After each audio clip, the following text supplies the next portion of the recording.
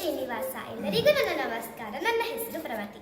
ಜಗನ್ನಾಥದಾಸರ ಅನುಗ್ರಹದಿಂದ ಅವರು ರಚಿಸಿರುವಂತಹ ಹರಿಕಥಾಮೃತ ಸಾರದಲ್ಲಿರುವ ವಿಭೂತಿ ಸಂಧಿಯ ಒಂದು ಪದ್ಯ, ಅದರ ತಾತ್ಪರ್ಯವನ್ನು ನಾವು ನೋಡೋಣ.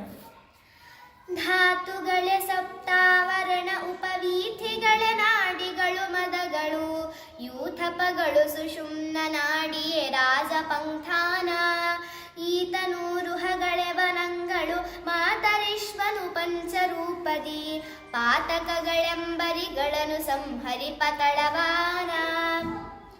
ಧಾತುಗಳೇ ಸಪ್ತಾವರಣ ಅಂತ ಹೇಳಿದ್ರೆ, ಈ ಪದ್ಯದಲ್ಲಿ ಜಗನ್ನಾಥದಾಸರು ನಮ್ಮ ಶರೀರವನ್ನ ನಗರಕ್ಕೆ ಹೋಲಿಸ್ತಿದ್ದಾರೆ. ಧಾತುಗಳೇ ಸಪ್ತಾವರಣ ಅಂತ ಹೇಳಿದ್ರೆ, ಸಪ್ತಾವರಣ ಅಂತ ಹೇಳಿದ್ರೆ 7 ಕೋಟೆಗಳು ಅಂತ. ಅಂದ್ರೆ ಒಂದು ಪಟ್ಟಣದಲ್ಲಿ, ಒಂದು ನಗರದಲ್ಲಿ 7 ಕೋಟೆಗಳಿರತ್ತೆ ಅಲ್ವಾ? ಅದೇ ರೀತಿಯಾಗಿ ನಮ್ಮ ಶರೀರದಲ್ಲಿ ಯಾವುದು 7 ಕೋಟೆಗಳು ಅಂತ ಹೇಳಿದ್ರೆ ಧಾತುಗಳು ಅಂತ ಹೇಳಿದ್ರೆ, ಈ ಸಪ್ತ ಧಾತುಗಳೇ 7 ಕೋಟೆಗಳು. ಯಾವುದು ಅಂತ ಹೇಳಿದ್ರೆ ತ್ವಕ್, ಚರ್ಮ, ಮಾಂಸ, ರುಜಿರ, ಮೇಧಸ್ಸು, ಅಸ್ಥಿ, ಮಜ್ಜೆ. ಹೀಗೆ ಇವು ಸಪ್ತಧಾತುಗಳು. ಈ ಸಪ್ತಧಾತುಗಳೇ ನಮ್ಮ ಶರೀರದಲ್ಲಿರುವ 7 ಕೋಟೆಗಳು. ನಂತರ ಉಪವೀಥಿಗಳೇ ನಾಡಿಗಳು. ಅಂದ್ರೆ ಒಂದು ನಗರದಲ್ಲಿ ಅನೇಕ ಅಡ್ಡ ರಸ್ತೆಗಳಿರತ್ತೆ ಅಲ್ವಾ? ಅದೇ ನಮ್ಮ ಶರೀರದಲ್ಲಿ ಯಾವುದು ಅಂತ ಹೇಳಿದ್ರೆ ನಮ್ಮ 72,000 ನಾಡಿಗಳಿವೆ ಅಲ್ವಾ? ಆ 72,000 ನಾಡಿಗಳೇ ನಮ್ಮ ಶರೀರದಲ್ಲಿರುವಂತಹ ಅನೇಕ ಅಡ್ಡ ರಸ್ತೆಗಳು. ನಂತರ ಮದಗಳು, ಯೂಥಪಗಳು. ಮದಗಳು, ಯೂಥಪಗಳು ಅಂತ ಹೇಳಿದ್ರೆ ಆನೆಗಳು. ಯೂಥಪಗಳು ಅಂತ ಹೇಳಿದ್ರೆ ಆನೆಗಳು. ರಾಜನ ಅರಮನೆಯಲ್ಲಿ ಆನೆಗಳಿರತ್ತೆ ಅಲ್ವಾ? ಅದೇ ನಮ್ಮ ಶರೀರದಲ್ಲಿ ಯಾವುದು ಅಂತ ಹೇಳಿದ್ರೆ ಮದಗಳು ಅಂತ ಹೇಳಿದ್ರೆ ನಾನೇ, ನನ್ನದು, ನನ್ನ ಬಂಧುಗಳು, ನನ್ನ ಮನೆ ಅನ್ನೋ ಒಂದು ಮದ ಏನಿದೆ ಅಲ್ವಾ? ಆ ಮದಗಳೇ ನಮ್ಮ ಶರೀರದಲ್ಲಿ ಆನೆಗಳಾಗತ್ತೆ. ನಂತರ ಸುಷುಮ್ನ ನಾಡಿಯೇ ರಾಜಪಂಥಾನ ಅಂತ ಹೇಳಿದ್ರೆ, ರಾಜನಿಗೆ ತನ್ನ ಅರಮನೆಗೆ ಹೋಗ್ಲಿಕ್ಕೆ ಒಂದು ಮುಖ್ಯ ರಸ್ತೆ ಇರುತ್ತೆ ಅಲ್ವಾ? ಹಾಗೇನೆ ನಮ್ಮ ಬಿಂಬರೂಪಿ ಪರಮಾತ್ಮನಿಗೆ ಯಾವುದು ಮುಖ್ಯ ರಸ್ತೆ ಅಂತ ಹೇಳಿದ್ರೆ ತನ್ನ ಅರಮನೆಗೆ, ತನ್ನ ಹೃದಯವೆಂಬ ಅರಮನೆಗೆ ಹೋಗ್ಲಿಕ್ಕೆ ಯಾವುದು ಮುಖ್ಯ ರಸ್ತೆ ಅಂತ ಹೇಳಿದ್ರೆ ಸುಷುಮ್ನ ನಾಡಿ. ಆ ಸುಷುಮ್ನ ನಾಡಿಯೇ ನಮ್ಮ ಬಿಂಬರೂಪಿ ಪರಮಾತ್ಮನಿಗೆ ಮುಖ್ಯ ರಸ್ತೆಯು. ನಂತರ ಈತನೂರುಹಗಳೇ ವನಂಗಳು. ವನಂಗಳು ಅಂತ ಹೇಳಿದ್ರೆ ಉದ್ಯಾನವನ.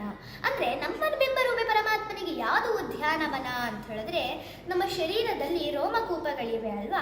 ಆ ರೋಮಕೂಪಗಳೇ ಪರಮಾತ್ಮನಿಗೆ ಉದ್ಯಾನವನ ಆಗತ್ತೆ. ನಂತರ ಮಾತರಿಶ್ವನು, ಪರಮಾತ್ಮನಲ್ಲಿ ಭಕ್ತಿಯಿಂದ ಮಗ್ನರಾದರಂತಹ ಮುಖ್ಯ ಪ್ರಾಣದೇವರು. ಅಂತಹ ಮುಖ್ಯ ಪ್ರಾಣದೇವರು ಪಂಚರೂಪದಿ, ತಮ್ಮ 5 ರೂಪಗಳಿಂದ ಯಾವುದು ಅಂತ ಹೇಳಿದ್ರೆ ಪ್ರಾಣ, ಅಪಾನ, ವ್ಯಾನ, ಉದಾನ, ಸಮಾನ ಎಂಬ ಈ 5 ರೂಪಗಳಿಂದ ನಮ್ಮ ಶರೀರದಲ್ಲಿ ಇರ್ತಾರೆ ಅಂತ ಹೇಳಿದ್ರೆ, ರಾಜನ ಅರಮನೆಯ ಹೊರಗಡೆ ಹೇಗೆ ಸೈನಿಕರು ಕಾವಲು ಕಾಯ್ತಾ ಇರ್ತಾರೋ ಅದೇ ರೀತಿಯಾಗೂ ಕೂಡ ನಮ್ಮ ಹೃದಯವೆಂಬ ಮನೆಯಲ್ಲಿರುವಂತಹ ಬಿಂಬರೂಪಿ ಪರಮಾತ್ಮನ ಅರಮನೆಯ ಹೊರಗಡೆ ಮುಖ್ಯ ಪ್ರಾಣದೇವರು ಕಾವಲು ಕಾಯ್ತಾ ಇರ್ತಾರೆ.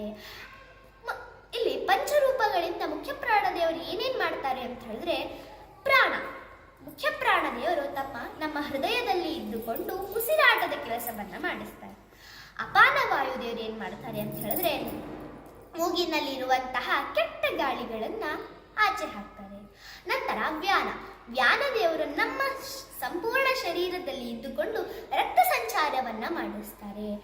ಮತ್ತೆ ಉದಾನ ವಾಯುದೇವರು ನಮ್ಮ ಕಂಠದಲ್ಲಿ ಇದ್ದುಕೊಂಡು ಮಾತನ್ನ ಮಾತಾಡಿಸ್ತಾರೆ, ಶಬ್ದ ಬರೆಸ್ತಾರೆ ನಮ್ಮ ಬಾಯಿನಿಂದ. ನಂತರ ಪ್ರಾಣ, ಅಪಾನ, ವ್ಯಾನ, ಉದಾನ, ಸಮಾನ ವಾಯುದೇವರು ನಮ್ಮಿಂದ ಏನ್ ಮಾಡಿಸ್ತಾರೆ ಅಂತ ಹೇಳಿದ್ರೆ ಟೆಂಪರೇಚರ್ನ ಸಮಾನವಾಗಿ ಇಟ್ಟಿರ್ತಾರೆ. ನಮ್ಮ ಹೊಕ್ಕಳದಲ್ಲಿ ಇದ್ದುಕೊಂಡು ಟೆಂಪರೇಚರನ್ನು ಸಮಾನವಾಗಿ ಇಡ್ತಾರೆ.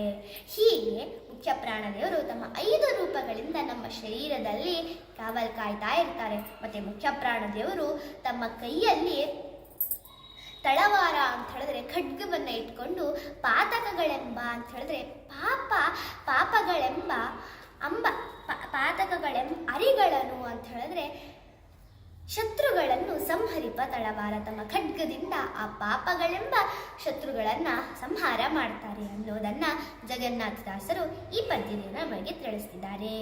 ಶ್ರೀಕೃಷ್ಣಾರ್ಪಣಮಸ್ತು, ಶ್ರೀಮಧ್ವೇಶಾರ್ಪಣಮಸ್ತು. ನಮಸ್ಕಾರ.